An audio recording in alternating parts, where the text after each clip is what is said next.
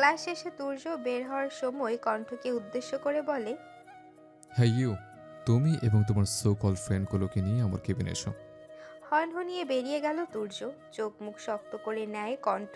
ওর বন্ধুদের সোকল্ট বলল, ইচ্ছে করছে ওর মাথা ফাটিয়ে দিই। আসলে শান ঠিকই বলে, বচাচ্ছে আর একটা। ড্রেসিং টেবিলের আয়নায় নিজেকে দেখতে ব্যস্ত নীলা। আজ একটু অন্যরকম লাগছে। কাল রাতের কথা মনে পড়তেই লজ্জা এসে জড়িয়ে ধরছে নীলাকে। বারংবার কেঁপে উঠছে নীলা। সাফিনের প্রতিটি স্পর্শ তাকে ভালোবাসার এক নতুন অনুভূতি সৃষ্টি করেছে। বিছানায় এলোমেলো হয়ে শুয়ে আছে সাফিন। হঠাৎ ঘুম ভেঙে যেতেই উঠে গিয়ে নীলাকে পেছন থেকে জড়িয়ে ধরে বলে, আই লাভ ইউ। নীলা স্মিত হেসে বলে, আই লাভ ইউ টু। লাল শাড়ি পরনে, এলোমেলো চুলে দৌড়ে যাচ্ছে একটি মেয়ে। ওর পিছু পিছু ছুটছে এক সুদর্শন পুরুষ। পায়ের নুপুরের ছন্দ, হাতে কাচের চুড়ি, শব্দ দুটো মিলে তৈরি হচ্ছে ভালোবাসার ছন্দ। বারংবার বলছে, দাঁড়াও না, আর কত জ্বলবো এই ভালোবাসায়। মেয়েটি পেছনে ফিরে তাকিয়ে খিলখিল করে হেসে বলে ওঠে, যতদিন না আমি কাছে আসবো ততদিন এভাবেই জ্বলতে হবে। কথাটা বলে আবারও ছুট লাগালো মেয়েটি। একসময় সীমা রেখার বাইরে চলে যায় সে। না, ঘুম থেকে লাফ দিয়ে বিছানায় উঠে বসে তোফাইল। কপালে জমেছে বিন্দু বিন্দু ঘাম। হাতের উল্টো পিঠ দিয়ে মুছে নিল। অতঃপর দুই হাত দিয়ে মাথা চেপে ধরল। কিছুক্ষণ বসে থেকে উঠে ওয়ার্ড্রোব থেকে টাওয়াল নিয়ে ওয়াশরুমে চলে যায়। বাড়ি ফিরতে তনয়া আহমেদ তাড়া দিয়েই কণ্ঠ রিয়া দুজনকে। কথাগুলো বলতে বলতে হাতের কলেজ ব্যাগ নিয়ে অন্য প্যাকেট ওদের হাতে ধরিয়ে দেয় তনয়া আহমেদ। কণ্ঠ ভীষণ উৎসাহ নিয়ে জিজ্ঞেস করে, এটাতে কি আছে মামি? আনিক আহমেদ কথার ফিরতে বলে ওঠেন, ওদের বাড়িতে যাচ্ছিস তাই এইটা দিচ্ছে আপা। তার মানে এটা নয় এখন এটা নিয়ে ঢং করতে হবে। হ্যাঁ, মায়ের এই কথাগুলো পাত্তা দিস না। মা তো হুদায় সারাদিন বকবক করে। মুহূর্তের মধ্যে সব খুশি কর্পূরের ন্যায় উবে গেল। মাথা নিচু করে চুপচাপ দাঁড়িয়ে রইল সে। রিয়া নিজের মায়ের কথায় পাত্তা না দিয়ে বলে, কি বললি? আমি সারাদিন হুদাই বকবক করি? মুহূর্তের মধ্যে নাকের পাটাতন ফুলে ওঠে আনিকা আহমেদের। মেয়ে কিনা তার কথা পাত্তাই দিল না। রিয়া দাঁত কেলিয়ে বলল, হ্যাঁ, এটা বলেই ছুটে দোতলায় চলে গেল। রান্না বান্না প্রায় শেষ। বাড়িতে অতিথিদের আপ্যায়ন করতে হবে। আজ অনেক কাজ আছে। অনেকেই নতুন বউ দেখতে আসবে। সেই সুবাদে কাজ চলছে। অহনা খান অনেকবার নীলাকে জিজ্ঞেস করেছে। কণ্ঠ কখন আসছে? কণ্ঠকে নিয়ে অহনা খানের এত আগ্রহ দেখে কিছুটা আন্দাজ করতে পারছে নীলা। ড্রেসিং টেবিলের সামনে দাঁড়িয়ে নিজেকে দেখতে ব্যস্ত তুর্য। অজান্তেই ঠোঁটের কোণে মৃদু হাসির রেখা দেখা যাচ্ছে। হাতে ব্র্যান্ডেড ঘড়িটা পরে বাইরে এলো। বাইরে যেতেই চোখ দুটো আটকে গেল আকাশি রঙের সিল্কি জামা পরিহিত মেয়েটিকে দেখে। ঠোঁটে হালকা লাল লিপস্টিক, হাতে গুটি কয়েক নীল রঙের চুড়ি।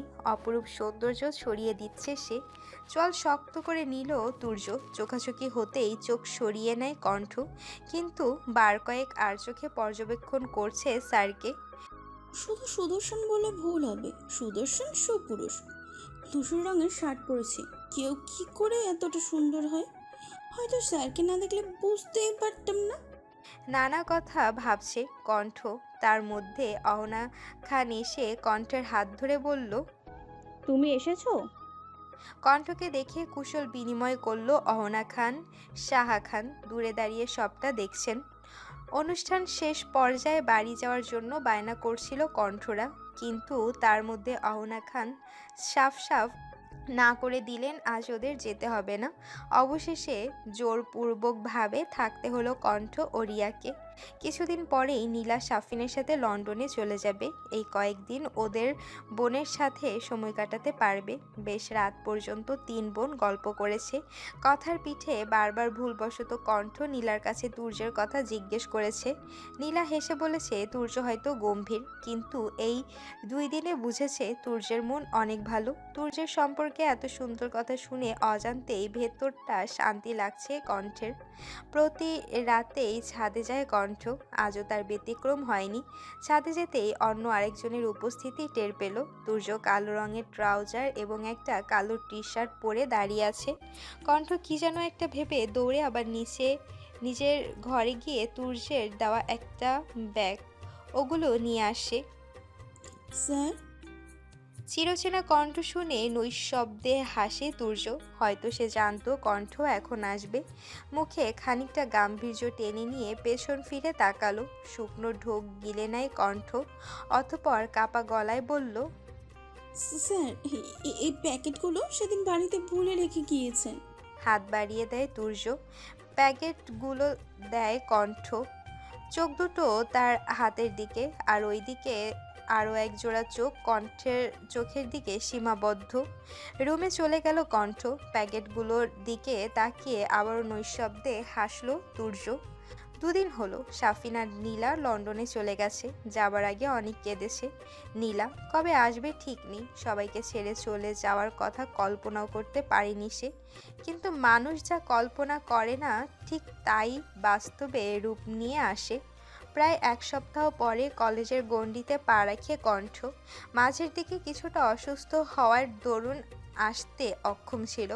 অসুস্থতার ছাপ স্পষ্ট মুখশ্রীতে ফুটে উঠেছে। রুক্ষ চুলগুলো এলোমেলো হয়ে উড়ছে হাওয়ায়। শরীর একদমই জোর পাচ্ছে না সে। চোখের নিচে জমেছে কালো ছোপ ছোপ দাগ। কণ্ঠকে দেখে দেহে প্রাণ ফিরে আসার মতো আনন্দ অনুভব করছে বন্ধুমহল।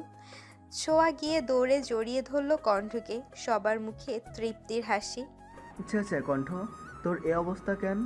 কার কাছ থেকে ছ্যাঁকা খাইয়া ব্যাকা হয়ে গেলি রে?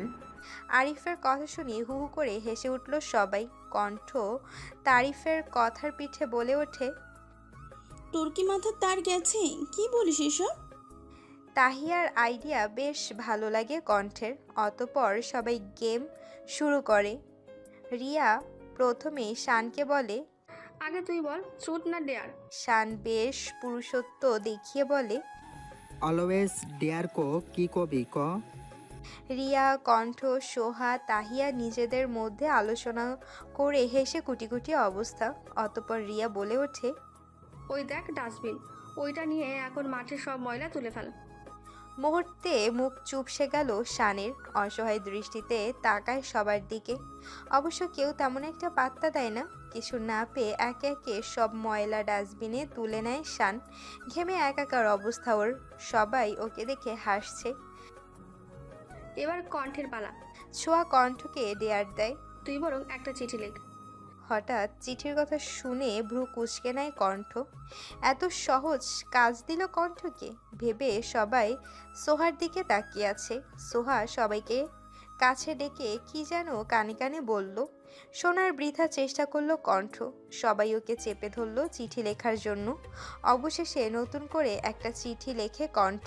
লেখা শেষ হতেই তাহিয়া ছু মেরে নিয়ে নিল। কিছু সময় পর সবাই ক্লাসে চলে গেল। বিকেলের দিকে বাড়ি ফিরতেই আবার সে অজানা নাম্বার থেকে কল আসলো। ভ্রু কুঁচকে নিল কণ্ঠ। কি এটা? হঠাৎ হঠাৎ কল করছে কিন্তু কিছু বলছে না, তার মানে কি? আচ্ছা, ফ্রেন্ডরা মজা করছে না তো? ভাবনার মাঝে ফোন কেটে গেল। ফোন বিছানায় রাখতে যাবে তার আগেই আবার টুংটুং শব্দ করে বেজে উঠল। ফুস করে শ্বাস টেনে নিল কণ্ঠ। শান্ত কণ্ঠে জিজ্ঞেস করলো, হ্যালো, কে? সেদিনের মতো অপর পাশ থেকে কোনো জবাব এলো না। বিরক্ত হলো কণ্ঠ। আবারও শুধায়, তবে রাগ মিশ্রিত কণ্ঠে বলে ওঠে, কে বলছেন? কথা বলছেন না কেন? হ্যালো। ফোন কেটে গেল। নাম্বার থেকে মেসেজ আসলো, মিষ্টির কণ্ঠস্বর শুনতে ইচ্ছে করছিল। মন শান্ত হয়ে আছে। টাটা, সাথে এতগুলো ভালোবাসা। আর কিছু ছিল না। চোখ কপালে উঠে গেল কণ্ঠের। এটা কে ছিল? কে লিখেছে এইসব? মাথায় আকাশ ভেঙে পড়ল মনে হচ্ছে। কণ্ঠের ভাবতে ব্যর্থ সে। কণ্ঠর মাথা ব্যথা করছে। অবশেষে ফোন রেখে বিছানায় গা এলিয়ে দিল কণ্ঠ। সকালের নাস্তা রেডি করে রাখে কণ্ঠ। খাবার টেবিলে আসেন আহাদ আহমেদ। শাহাদ আহমেদ তোফায়েল সকাল সকাল বেরিয়ে গেছে, কি একটা কাজ আছে সেটা বলে। খাবার বেড়ে দিচ্ছে কণ্ঠ। আজ বেশ তৃপ্তি করে খাচ্ছে সবাই। অনেকদিন পর কণ্ঠের হাতে রান্না খাচ্ছে। মুখে হয়তো আহাদ আহমেদ কিছু বলছে না, কিন্তু মনে মনে বেশ প্রশংসা করছে কণ্ঠের রান্নার। ব্যাগ নিয়ে কলেজের উদ্দেশ্যে রওনা দিয়েছে কণ্ঠ, রিয়া। কণ্ঠের হাতে রসায়ন বই আছে। কলেজের গেটে পা রাখতেই বুকের ভেতর ধড়ফড় করে উঠল সামনের লোকটিকে দেখে। লম্বা ফর্সা লোকটাকে দেখে হৃদয় যন্ত্রটা লাফাতে শুরু করেছে। ব্ল্যাক স্যুট পরে দাঁড়িয়ে আছে সে। আজ প্রথম ক্লাস ওনারই। সকাল সকাল এভাবে অপমানিত হতে হবে কস্মিন কালেও কল্পনা করেনি কণ্ঠ। সবার অগসরে চোখ থেকে গড়িয়ে পড়া অশ্রুকণা মুছে নেয় সে। ক্যান্টিনে বসে আছে কণ্ঠ, নিজেকে খানিকটা গুটিয়ে নিয়েছে সে। যেই তার পাশ দিয়ে যাচ্ছে সেই যেন মুখ চেপে হাসি থামানোর চেষ্টা করছে। কলেজের কিছু ম্যাম তীক্ষ্ণ দৃষ্টি নিক্ষেপ করছে তার দিকে। দূরে দাঁড়িয়ে সবটা পর্যবেক্ষণ করছে সান, সোহা, তারিফ, তাহিয়া এবং রিয়া। নিজের বোকা বোনের জন্য বেশ মন খারাপ লাগছে তার। নিজেদের অপরাধী মনে হচ্ছে সবার। সেদিন আর ক্লাস করলো না কণ্ঠ, বাড়ির পথে রওনা দিল। ওর পিছু পিছু রিয়াও ছুটে যায়। শান বলেছে ওরা কি পড়া জানিয়ে দেবে, আর সাথে এটাও বলেছে কণ্ঠের খেয়াল রাখতে। বাড়ি খালি খালি লাগছে অহনা খানের। এই ৩-৪ দিনে নীলা কেমন সবার মনে জায়গা করে নিয়েছে। হঠাৎ এভাবে চলে যাবে ভাবেনি কেউ। অহনা খানের হঠাৎ কণ্ঠের কথা মনে পড়ল। মেয়েটাকে বেশ মনে ধরেছে ওনার। কত মিষ্টি মেয়ে। সেদিন বাসায় আসার পর চট করে মিশে গেছে সবার সাথে। কিছু মানুষ এত অমায়িক হয় বলার মতো না। বাড়িতে প্রবেশ করলো তুর্য। সোফায় গিয়ে বসলো। ওর পাশে এসে বসলো শাহিনা খান। তুর্যের মাথায় হাত বুলিয়ে বলল, দাদু ভাই, আমার তোর লাগে কথা আছে। তুর্য শাহিনা খানের হাত মুঠো করে ধরে নিয়ে বলল, হ্যাঁ বলো দাদি। শাহিনা খান স্বভাবসুলভ হেসে বললেন, দেখ দাদু ভাই, বয়স তো কারোর জন্য থেমে থাকে না। দিনে দিনে তো তোমার বয়স বাড়তেছে। এবার বিয়েটা কইরে নাও দাদু ভাই। ফুস করে শ্বাস টেনে নিল তুর্য। অহনা খান সবটা শুনছেন। এবারে উনি শাশুড়ির সাথে একমত। ছেলের তো বয়স বাড়ছে, কিন্তু তার দিকে খেয়াল নেই। কি রে দাদু ভাই, বল কিছু। তুর্য আচ্ছা করবো বিয়ে, মেয়ে দেখো। তুর্য বিয়ে করবে কথাটা কর্ণ স্পর্শ করতেই আনন্দে চোখ দুটো চিকচিক করে উঠল অহনা খানের। শাহিনা খান উৎফুল্ল হয়ে বললেন, সত্যি দাদু ভাই? তুর্য মাথা এপাশ ওপাশ নাড়িয়ে ছোট্ট করে শব্দ করে বসা থেকে উঠে দোতলায় চলে যায়। শাহিনা খান অহনা খান এবং শাহা খানকে ডেকে বলল, আচ্ছা, আমাকে কি তুর্য ভালোবাসে না? আমি তো ওকে অনেক ভালোবাসি। কথাটা ভাবতেই একরাশ বিষণ্ণতা চেপে ধরে সহিতাকে। সে কলেজ লাইফ থেকে দুজনে ফ্রেন্ড। সহিতা কতবার নিজের অনুভূতি প্রকাশ করেছে তুর্যের সামনে, কিন্তু তুর্য বরাবরই না করেছে। যেহেতু বেস্ট ফ্রেন্ড, তাই আর তেমন একটা জোর করেনি সহিতা। তবুও ওদের মধ্যে বেশ ভালো সম্পর্ক ছিল। কিন্তু ইদানিং তুর্য অনেক বদলে গেছে। মনে মনে ভেবে নেয় যদি তুর্য কখনো ওকে নিজের কাছে টেনে না নেয় তাহলে সিদ্ধান্ত নেবে। জানালার কাছে চুল ছেড়ে একাকী দাঁড়িয়ে আছে কণ্ঠ। জানালার কপাট খুলে দেওয়ায় হিম হাওয়া ভেতরে প্রবেশ করছে। আকাশ জুড়ে মেঘ জমেছে, তেমনি মনের একাকার সমান অভিমান জমেছে কণ্ঠের তার বড় মামার প্রতি। কিছুক্ষণ আগেই বাড়িতে আসা মাত্র আহাদ আহমেদ কাছে রাখেন কণ্ঠকে। শোনো তনয়া, কণ্ঠকে বলো একটু আসতে। তনয়া আহমেদ থ হয়ে দাঁড়িয়ে আছে। হঠাৎ কণ্ঠকে ডাকছে আহাদ আহমেদ বিশ্বাস করতে পারছে না তিনি। আহাদ আহমেদ আবার বললেন, কি হলো, দাঁড়িয়ে আছো যে? কণ্ঠ কি কলেজ থেকে আসেনি? তনয়া আহমেদ থতমত খেয়ে বললেন, হ্যাঁ হ্যাঁ এসেছে, তুমি বসো, এখনই ডাকছি।